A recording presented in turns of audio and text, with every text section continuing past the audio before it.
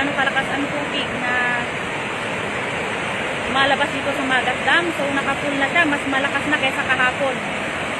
So ibig sabihin, mas malakas yung dating ng tubig mula Nueva Vizcaya. Kaya kailangan magpapalabas na yung dam ng tubig para maiwasan yung overflow sa taas. Kasi mas mahirap po pag mag-overflow sa taas ng dam. So nakikita niyo po dito. Ayan, kahapon hindi bukas yung isang gate, 4 lang yung bukas. So ngayon, 1, 2, 3, 4, 5 na. 5 gate na yung bukas. Mula kahapon. 1, 2, 3, 4, 5. So nakapool na siya. Kagabi kasi hindi na tumila yung ulan. So overflow na sa taas, kaya kailangan makawalan ng tubig yung Magat Dam. Ayan po.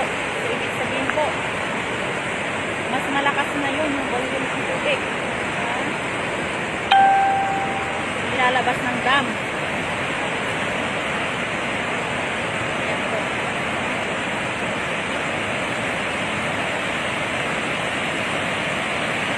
Ayan po. Nakikita niyo po. Ayan.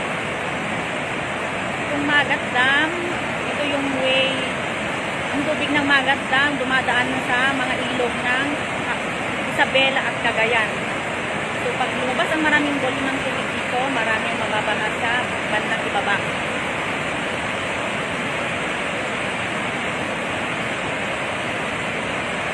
So nakikita niyo po, mas mataas kahapon.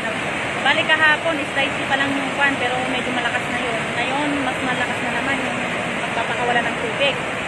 So ingat po sa mga kababayan natin dyan sa Cagayan, sa mga kamag-anak namin, ingat po.